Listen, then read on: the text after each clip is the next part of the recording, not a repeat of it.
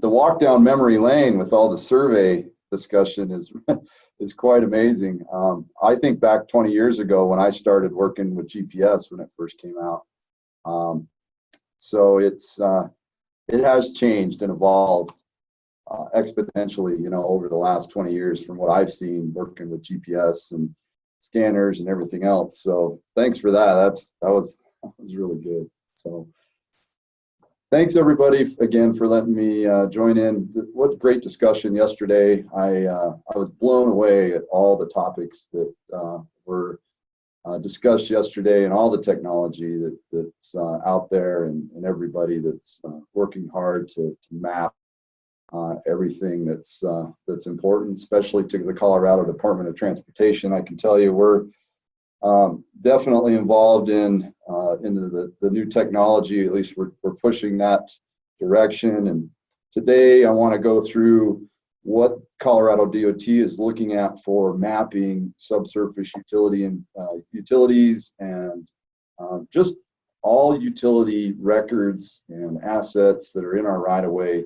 think it's long overdue for the DOT, and we're definitely trying to catch up and maybe even push into the latest and greatest technologies. And so again, Rob Martindale, Colorado Program Manager for Utilities. I'm a registered land surveyor in Colorado, and today we'll discuss primarily what this picture is about. This is a picture of Grand Avenue Bridge. If anybody's familiar with Colorado, this is Glenwood Springs, Colorado, near Aspen.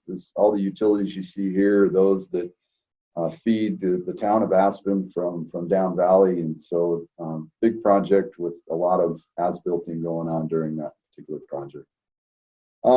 Just CDOT as a glance, you look at what we do. We have about 23,000 total lane miles in the state that we are obligated to permit utilities in. We have around 3,400 bridges that allow attachments of utilities, different utilities going on. A lot of traveling public within our right-of-ways over those utilities, and maintenance is a little bit difficult sometimes when you have the volumes that we have. A lot of ITS devices on the CDOT system, which are intelligent transportation system devices like weather stations, traffic counters, VMS signs, all of our cameras, our closed circuit cameras. We have a lot of fiber and backbone. So we're not only just a roadway, we also have utilities of our own, traffic signals and power and fiber connections. So you can see we spend a ton of money on snow removal, about $69 million, and we have a lot of mountain passes. So we have a lot of challenges just with topography and weather and a lot of different things. So when you look at CDOT right away, this is just a screenshot in the Denver metro area. This is one of our big project locations that's going on in Denver right now. But our goal with CDOT's right away is to put together a comprehensive map of the utility underground situation.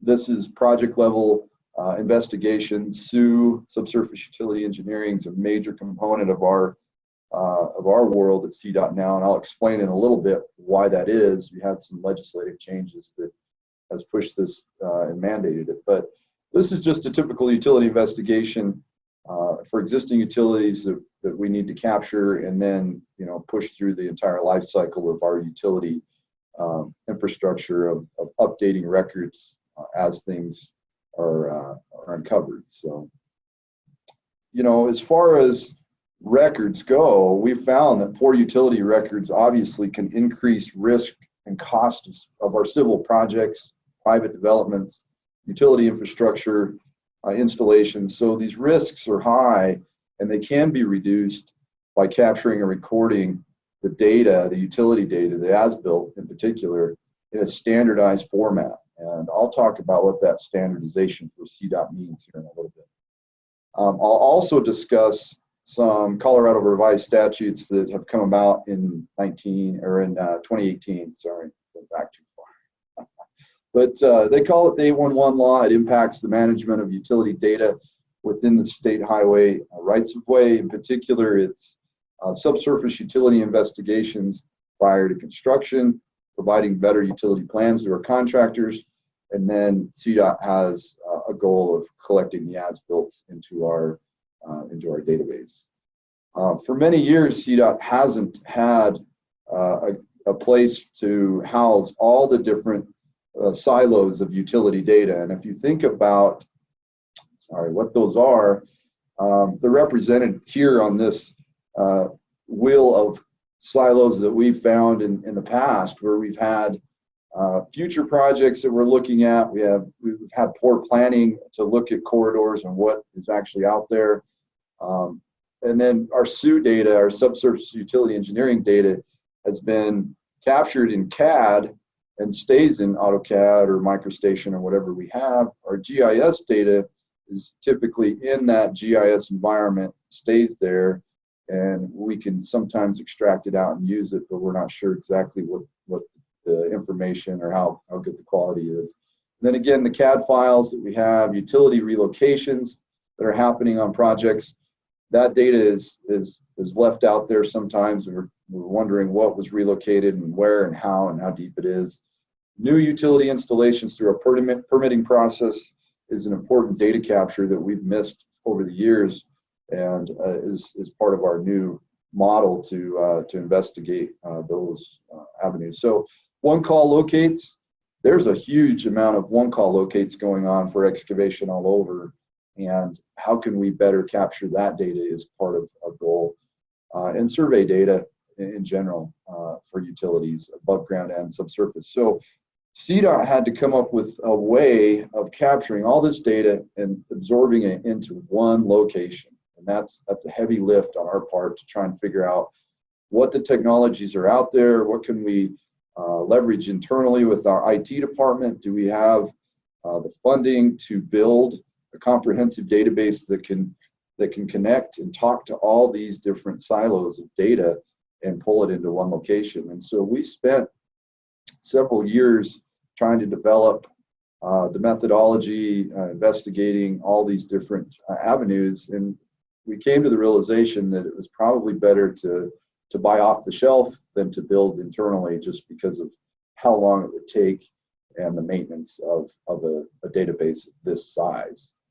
So CDOT moved towards a product that's built by ProStar. There's two products really: Transparent Earth, which is the dashboard that you see on the laptop on the right, and PointMan, which is the mobile application on the left. And you guys have obviously heard of a lot of different mobile applications over yesterday and different technologies, and so all are very good in their own right. I tend to agree. And then when I look at what we were trying to specifically accomplish in utility asset management, this really fit our niche, because it was developed around certain standards in the industry for as-builting and or depicting utilities for what we were looking for, even on a national level. So we look at this system as kind of a live subsurface utility engineering file. So it's constantly being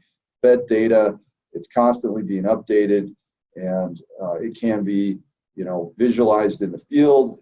And our goal is to build a comprehensive database of 3D polylines throughout our database. And Dan from Trimble yesterday had a great example of good data for augmented reality.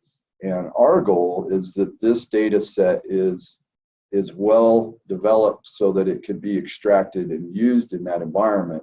But you have to have a good, high accurate system and a way to quality control and quality assurance of the data. And so when we looked at all those things, this product came to the surface for us. Some of the big reasons are the accuracy, what we can pair it with, what Trimble antennas are available, what other RTK antennas that are available for us to achieve, centimeter quality data. But not only that, but have a record of it. Because if you look at this little screenshot here, you'll see the pedigree of what's captured from this GPS antenna.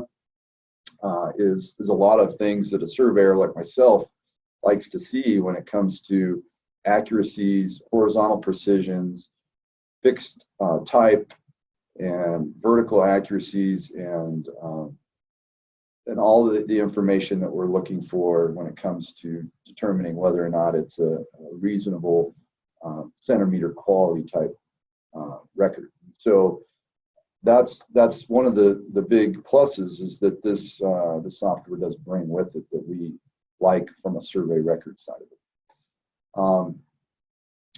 Again, you can see this record also shows that we have geoid correction for the surveyors out there that understand that. You know, we then get the orthometric elevations, so we get elevations that our project elevation, our project level coordinates are based off of. So we have relatable elevations. If we want to check elevations in the field, we have the ability to do so on the fly and compare notes. And so the other part you'll see that we've built in that we really like is our survey coding system.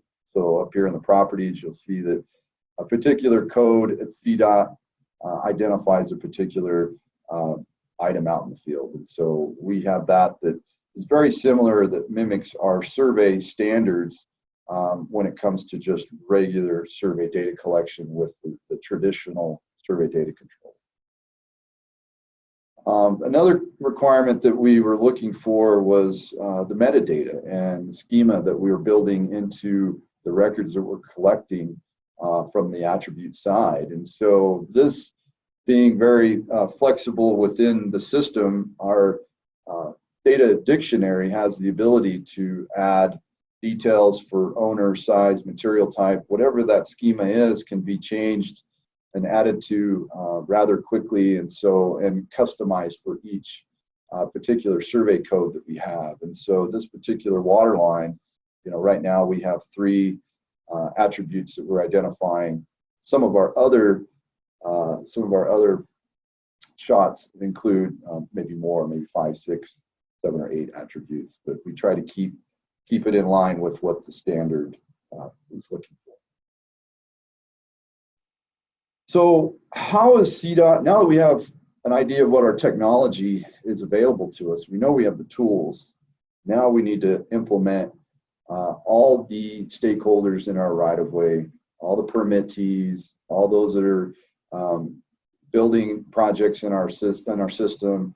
How do we leverage our rules and our regulations to capture all this data with this technology? And so in 2018, we had a subsurface utility engineering law that came out that said we're going to have to achieve quality levels B and A on certain things. And for those of you that are not familiar with ASCE, the American Society of Civil Engineering Standards, there is a standard called 3802 that depicts utility quality levels or identifies quality levels in there. If you want to search for that, there is a new standard coming out this year. It's going to be 3820. That's just more comprehensive and more detail about how to achieve these quality levels.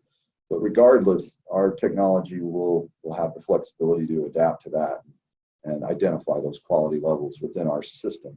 And so our law says if you have a project within certain criteria, I won't go into those, but most of the time, about 99% of the time, Colorado is going to be under this SUE requirement to achieve these quality levels and depict them on plans.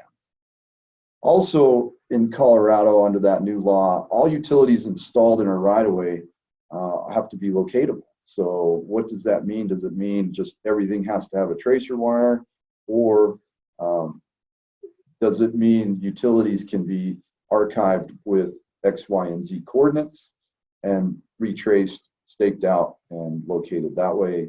Yes, it does. So that's important that we have a locatable utility, whether it's tracer wire or whether it's a true physical collection of the location as well. So CDOT has a regulation right now on our permitting that requires an as constructed plan. It also requires a PDF, but it requires an electronic geodetic tie to the information that's being provided, and we will allow the utility companies 45 days to complete the work. We also have a supplemental to this, which identifies that the utility companies must use our PointMan mobile app when they're working on a project. The data must be uploaded and basically verified within our Transparent Earth environment by our permit writers before they can pull another permit. And we move that along through our system and through our permitting. So this is kind of the high level guidance, and then we can drill down into what specific project level guidance to give them through our supplemental requirements that we provided. So one of the things that CDOT is definitely on board with is a new standard for recording and exchanging utility infrastructure data. So I explained just a little bit ago, ASCE, the American Society of Civil Engineering Construction Institute, a while ago in 2002, they implemented the 3802 standard for depicting utilities. Well, over the last few years, the Construction Institute and the Utility Engineering and Survey Institute collaborated with several committee members, and you can see on the screen here that the survey community, utility engineering, geophysics, geodetic professionals, CAD professionals, all pulled together to draft this new guideline for as-built standard. So it's known as this, and it'll be out later this year, but CDOT has been a part of at least reviewing it and seeing what's involved in it, and we've already extracted the portions that we're interested in, and we started putting that into our supplemental requirements to our permits. And so one of the items that's really important to us in our permit guidance is the positional accuracy requirements that we're asking for that are part of the guidelines that I just spoke about. So I've pulled this out of the guidelines, and I'm now using it in our guidance document. And the accuracy levels, as you can see, range from 1 through 7. We want to achieve, Colorado DOT would like to achieve at least 1 through 3 is what we're looking for, and 3 being ½ a foot X, Y, and Z.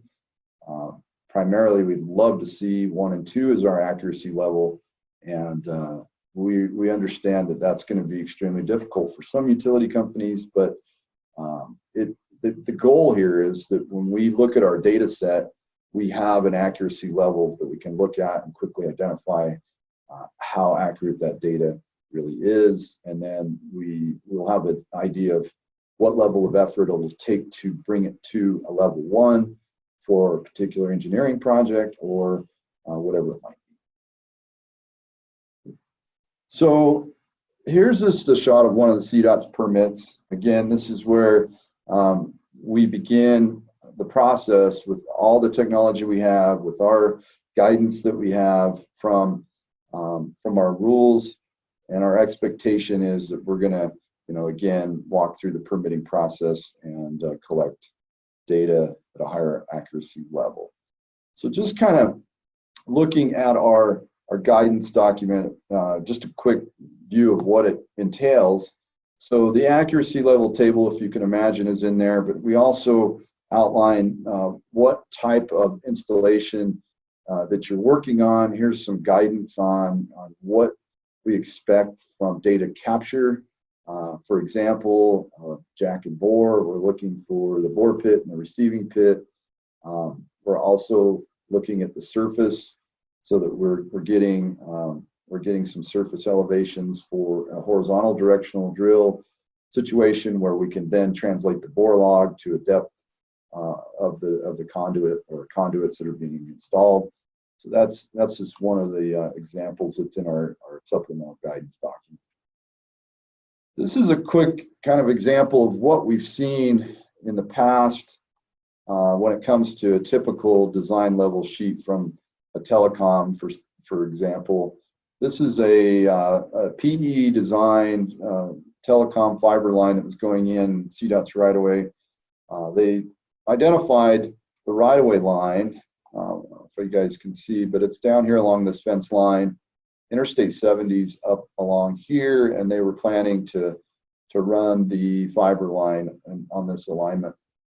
So they completed their work. They provided an as-built, and of course the as-built ran perfectly in the same spot that the design level information that came in was. But we had implemented a inspection program at CDOT, and so we loaded the CAD, or not the CAD file, but the shape file, the GIS file that was provided along with the PDF. You remember our standards said a PDF plus a geodetic level electronic file. So they provided the shape file. We uploaded it into our transparent earth environment. But we allowed our inspector to monitor the construction. They weren't out there every day, but they were out there enough to see. Sorry about the train. My office is near the railroad tracks. So our inspector was out monitoring this red line. Again, the red line depicted the GIS information that came from the utility company. That was a manual upload. So we uploaded it into our transparent earth environment, which then published it to our mobile app.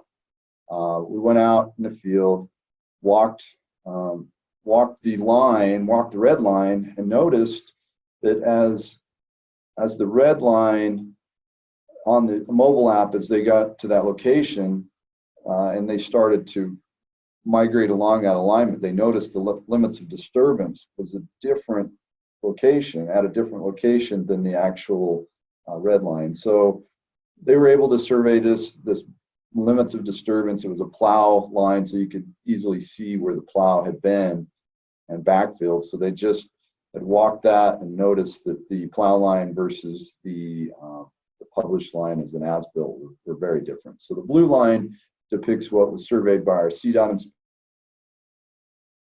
what was printed as an as-built from the utility company. And so the whole point of this is we want to get away from CDOT having manual uploads of data. We would rather see the mobile upload of the data, and that way the utility companies have a defendable position on where the data was collected, how it was collected, what equipment they used, the date, and the survey record of where it was at. So this is another example of an 8-inch gas line installation.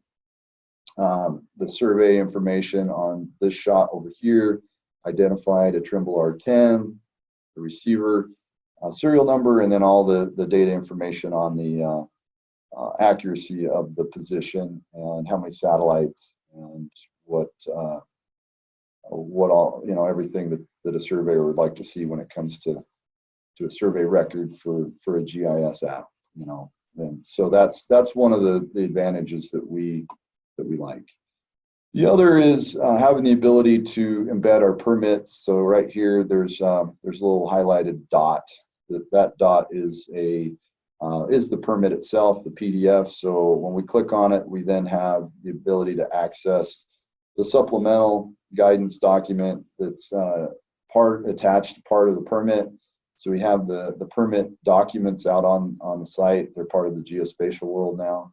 And we also have record in the permit of the design plans. So we can view those out in the field, have the ability to verify what their plan was, where the bore pit was planned to be, if they're starting to deviate from the plans. So our inspector has the ability to monitor what the plan was going into the project. As a lot of you know, things change in the field quickly. So we want to have the ability to kind of document as we go. And part of that documentation is construction observation reporting. And so another option we have within our mobile device is we've created a custom construction inspection form that allows our inspectors to monitor the daily activity of a project.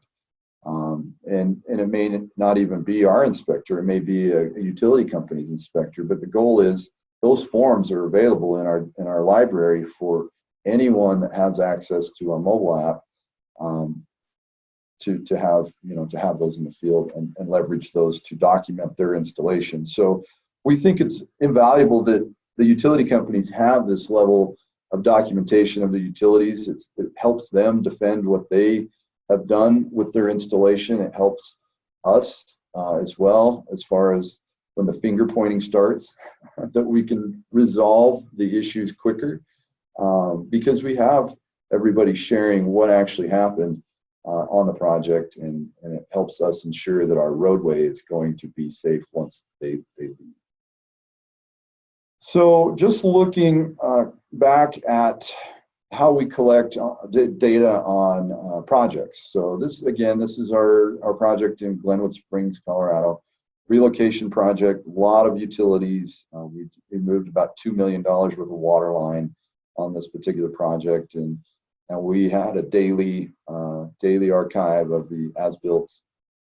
And so when this is pre-mobile app, so we were surveying it, tabulating the X, Y, and Z in an Excel spreadsheet, as you can see on the right, or CAD file on the left.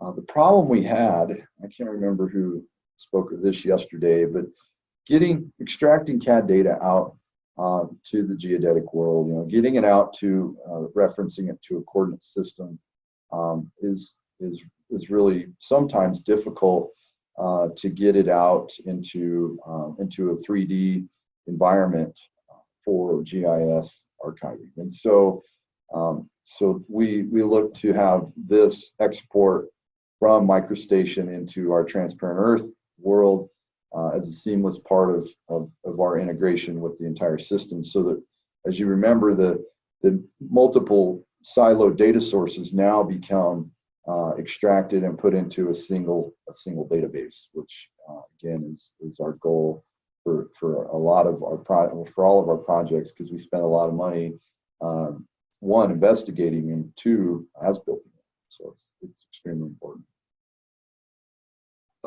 Here's an example of the subsurface utility engineering data set that's being extracted now and included into our Transparent Earth environment. This is an intersection project. Again, this was a Sioux company that was provided access to the PointMan mobile app through our access and login system. So when they were out there working on the project and surveying and designating the utilities, they were able to capture the data directly into our system. They were able to grab this data, pull it out, and flow it into MicroStation as a deliverable, because they're required to give us a certified subsurface utility engineering investigation deliverable in MicroStation format. The goal is that everything stops at Transparent Earth, whether it's coming from CAD or whether it's coming from the field.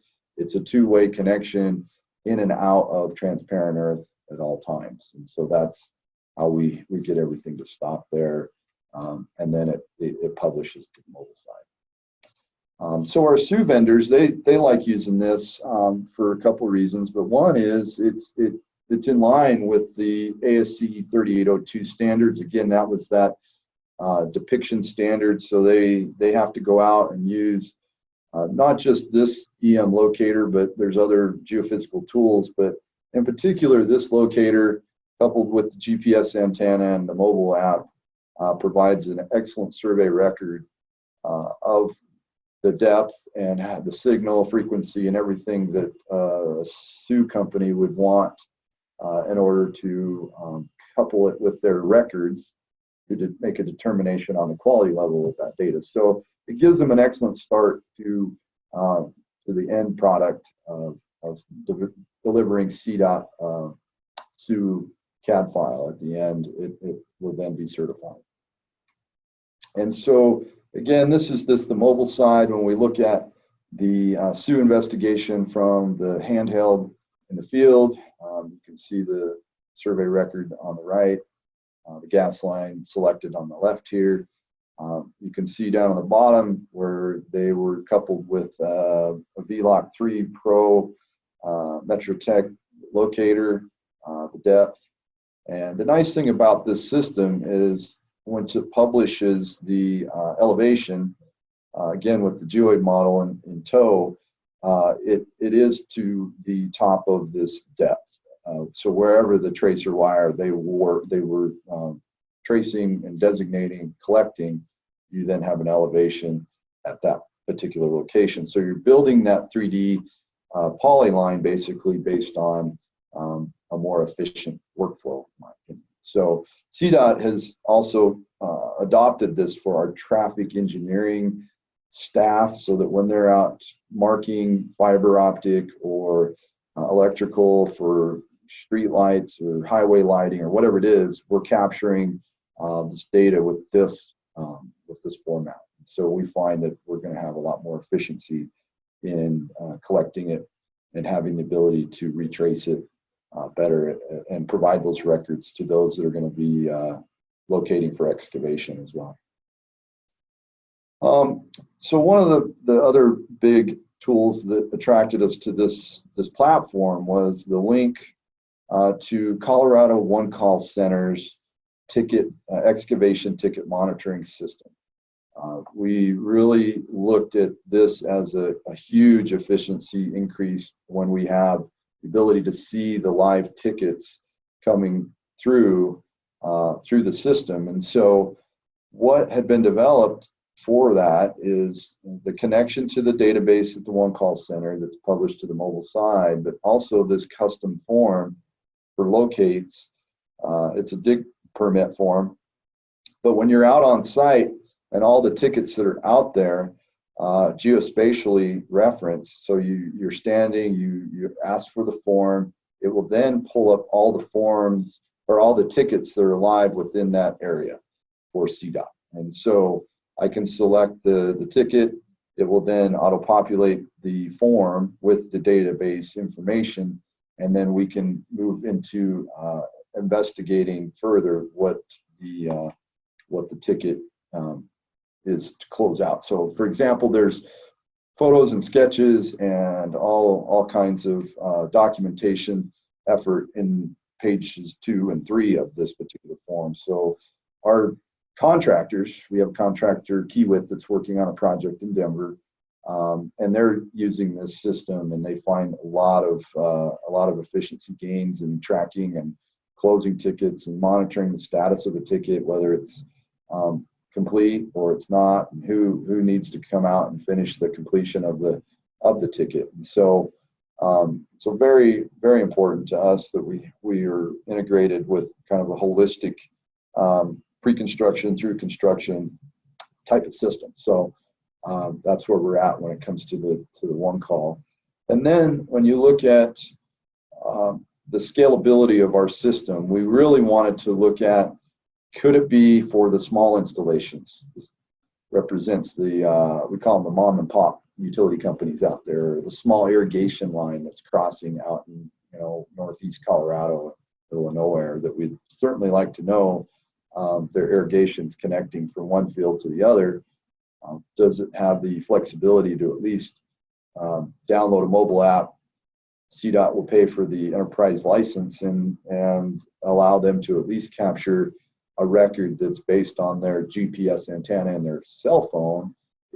We will know that it's not as accurate as something coupled with the GNSS antenna, but that's okay. We'll know that it's a record that's in the 6 accuracy table that I showed you earlier. We can then show that we need to work to bring it up to a 1 or a 2 during maybe it's during our project surveying later on.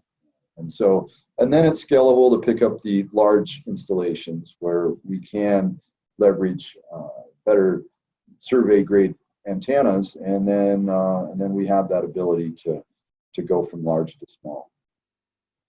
So just trying to wrap this up, again, as you can see, all the different data sets that we have out there and how we can bring these into our data repository, Transparent Earth, all those records that are within our right-of-way become a comprehensive map of all the utility information that is being completed and compiled within our right-of-way. And we recognize this is it's going to be a heavy lift for us to do it, but we needed to start with the tools.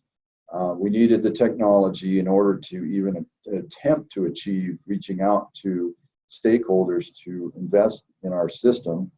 We needed the rules and regulations to kind of force the transition into this, and that's a huge component of being able to make this change, is to mandate requirements, but then the implementation requires training and guidance and a lot of help with giving the training, giving the guidance, so that the utility companies feel like they're supported in this effort. And that's one of the major components of our system, that it's easy to use and it's available and it's accessible.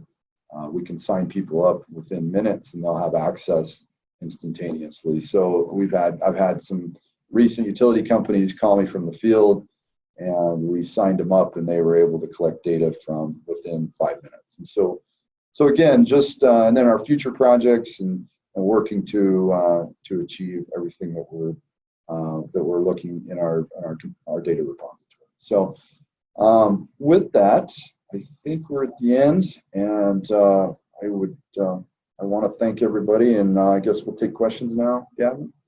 Yep. You were right on target with exactly 10 minutes for questions. We have a couple of questions in here. One is, and I think there's a misunderstanding about some of these apps that use GNSS. They use GNSS for a peripheral to get the location, because the one on the phone is not very precise.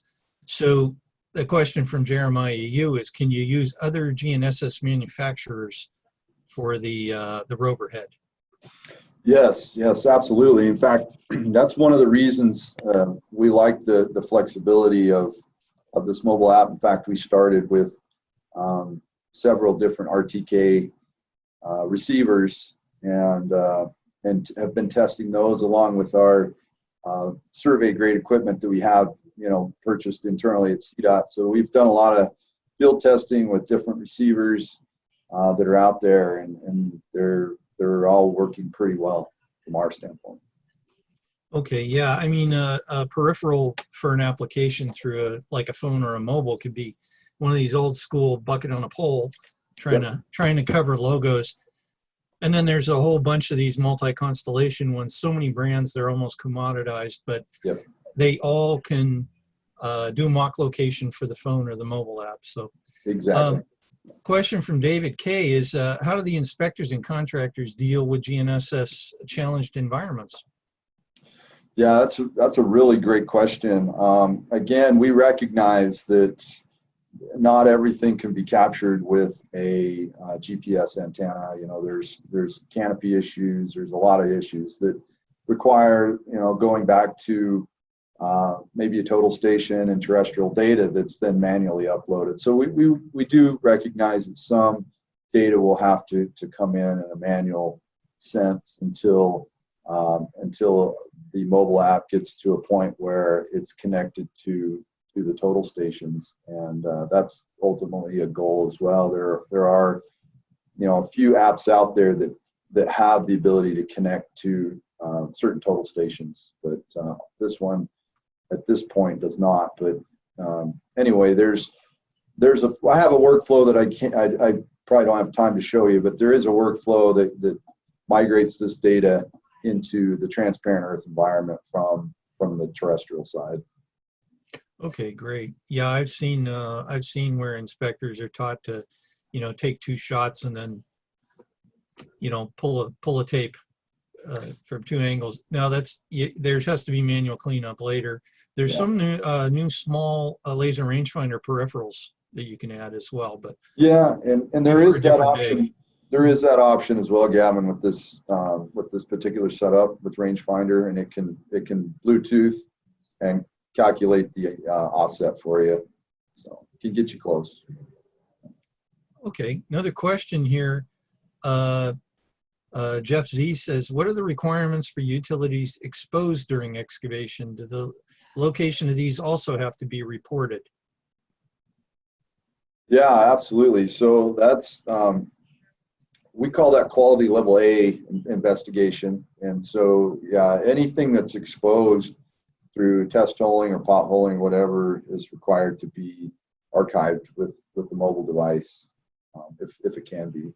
Otherwise, we have had a few where the mobile device or the GPS was in a position where it could not obtain a position. So it was, again, kind of like what you said, Gavin, it was shots on either side, and then it was a station and a direction, and then we just stationed it and calculated where the depth was based on the horizontal station and the vertical location. So not perfect, but close enough for utilities sometimes.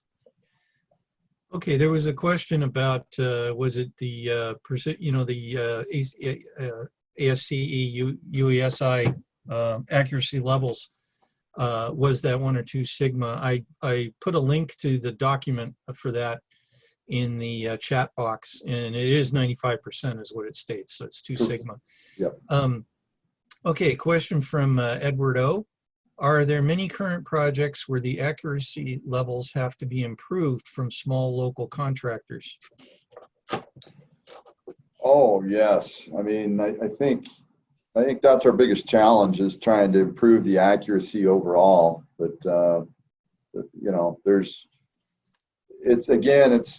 going to be a big lift for us to train contractors, or to encourage them to hire surveyors or hire construction inspection staff that is trained to bring it to a higher accuracy level. So we've sat down with utilities and their contractors to figure out what their current workflows are, and then we're trying to figure out how we can adjust them to a higher accuracy standard. Okay, great. Another question: does the CDOT or the state of Colorado operate their own RTN for corrections? Well, I know you've got several to choose from there in Colorado.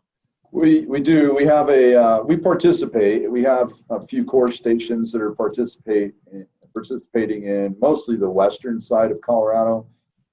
Trimble has the system in the Denver metro area, and then there's another system down in the southeast part of the state, spider system, I think they call it. But we have a well-developed network around Colorado that works pretty well.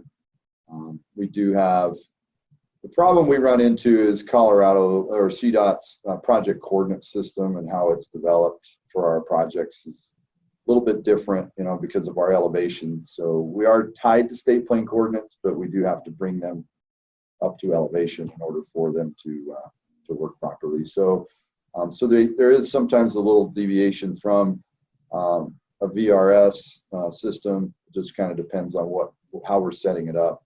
But it can be, we do tie the mobile app to differential corrections through the VRS quite often, and it works very well. Okay, there's a pile of questions always come in at the last minute. So Kirk's question about the 2022 datum shift, I think that's going to be a good one to talk about at the end today. And then there's going to be a GNSS virtual event probably in the near future, and that'll be a big subject in that one.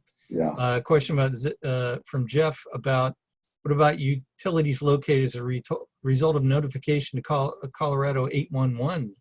Do these have to be reported by a point man? They don't, but we really think it would be advantageous to do so.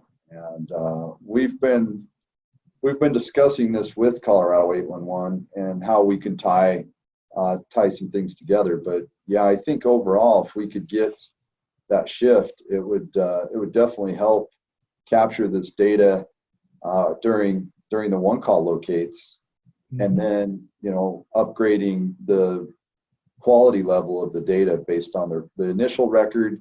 We know what it is, and then moving it further along, you know, in accuracy. So yeah. Cool. Question from Richard P. Is your permit process also done electronically? It is done electronically. We use Salesforce, and we're in discussions with Salesforce and we want to eventually connect, like we do with the one-call database. We want to connect our permitting system directly into Transparent Earth, so that, because every time we issue a permit, it does tag a lat long to it, so it's geospatially referenced. So it would be, in theory, it should be easy to migrate those into our Transparent Earth environment and have those published automatically, and then we can just roll from there as well. Okay, and the last question we can fit in is, how do your consultants utilize these systems to perform utility conflicts analysis? So yeah, I mean, what happens now is that example of our Sioux companies collecting the data. They'll collect the existing utility information. They'll publish it to MicroStation, and then it is taken into our CAD system.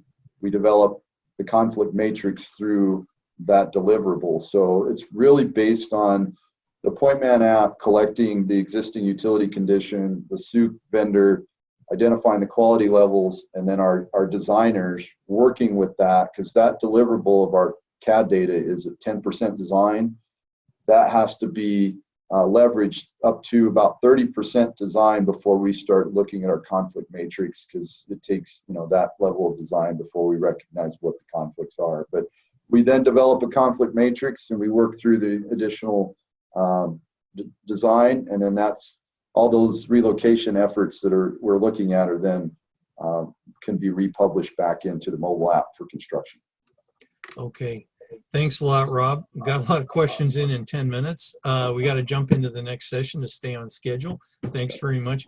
There may be more questions after this next session that you might want to jump in on, so I can anticipate it.